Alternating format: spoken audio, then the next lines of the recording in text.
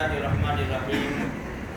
دیکھو بھائی، شب جمعہ ہے، نبی کریم صلی اللہ علیہ وسلم کی حدیث ہے کہ جس نے جمعہ کے دن سورہ کہف پڑھی، اللہ پاک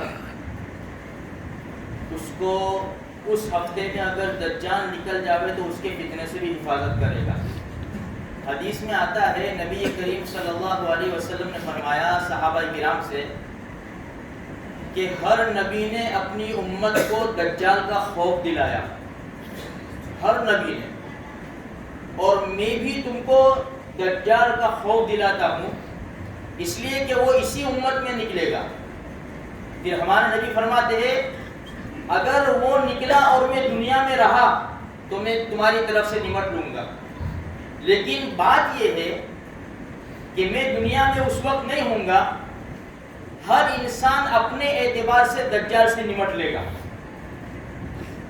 اب دجال دنیا کا سب سے بڑا فتنہ، جب سے دنیا بنی ہے ختم ہونے تک سب سے بڑا فتنہ دجال کا فتنہ ہے۔ ہمارے نبی فرماتے ہیں ہر انسان اپنے اعتبار سے نمٹ لے گا۔ اب کب نمٹے گا؟ جب ایمانی پاور ہوگا تب نمٹے گا نا۔ سب سے ہمارے نبی فرماتے پھر سب سے پہلے وہ نبوت کا دعویٰ کرے گا، پھر خدائی کا دعویٰ کرے گا۔ اور یاد رکھو، ہمارے نبی نے فرمایا یاد رکھو تم مرنے سے پہلے اپنے خدا کو نہیں دیکھ سکتے تو پھر یہ دجال خدا کہاں سے آیا؟ ایک دیہاتی کو بلائے گا دجال، کہے گا کہ اگر تیرے ماں باپ کو زندہ کر دوں تو، ہمارے نبی فرماتے کہ دیکھو اس کی طاقت دیکھو، اس کا فتنہ دیکھو، دو شیطان کو اس کے ماں باپ کی شکل دے دے گا اور دونوں ماں باپ آ کر اس کے بیٹے سے کہیں گے کہ بیٹا ہم تیرے ماں باپ ہیں، یہ خدا ہے، اس کو مان لے تو۔ جب انسان دیکھے، ماں باپ کو دیکھے اور ماں باپ یہ کہے، کتنا بڑا فتنہ ہے میرے بھائیوں، یہ چھوٹی موٹی بات نہیں ہے۔ پھر ہمارے نبی صلی اللہ علیہ وسلم فرماتے ہیں اس کے ساتھ جنت اور دوزخ چلے گی، دوزخ حقیقت میں جنت ہوگی اور جنت حقیقت میں دوزخ ہوگی۔ پھر اللہ کے رسول فرماتے ہیں اتنی اس کو طاقت دی جائے گی کہ وہ کہے گا آسمان سے میہ برس، بارش برسے گا، زمین سے کہے گا کہ اگ جائے گی، یہ سب یعنی فوری طور پر ہو جائے گا۔ فرمایا بہت کم عرصے کے اندر پوری دنیا گھوم لے گا وہ، لیکن مکہ مکرمہ، مدینہ منورہ اور بیت المقدس میں داخل نہیں ہوگا۔ یہ ہے دجالی فتنہ میرے بھائیوں، جو ایمان کو سلب کر لے گا، کہ انسان دیکھے گا تو وہ اس کے پاس تو بہت زیادہ مال و دولت ہے، جیسے کہ آج عہدے اور کرسی کے بارے میں نہیں چلے جاتے مندروں کے اندر، نئی مورتیوں کے سامنے ہاتھ جوڑ لیتے، آرتی اتار لیتے ہیں۔ یہ فتنہ نہیں ہے تو کیا ہے؟ وہ دجال تو بہت دور رہا، یہ چھوٹے چھوٹے دجال۔ اس لیے تو میں کہتا ہوں، میرے ہر ہفتے کہتا ہوں کہ سورہ کہف پڑھو، اپنی ذمہ داری سمجھ کے پڑھو۔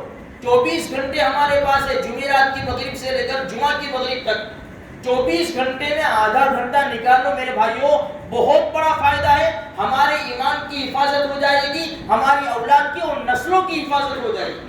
ہماری تھوڑی سی محنت میں دیکھو، اگر ہم عادت ڈالیں گے نا تو ہماری اولاد کو بھی عادت پڑے گی کہ نہیں یار، میرے اماں، میرے ابا، میرے دادا، میرے نانا ہر جمعہ کو سورہ کہف پڑھتے تھے، تو میرے کو بھی پڑھنی چاہیے۔ ہم پڑھیں گے، ہماری اولاد کو عادت پڑے گی، اولاد سے اولاد کو عادت پڑے گی، تو کیا ہوگا؟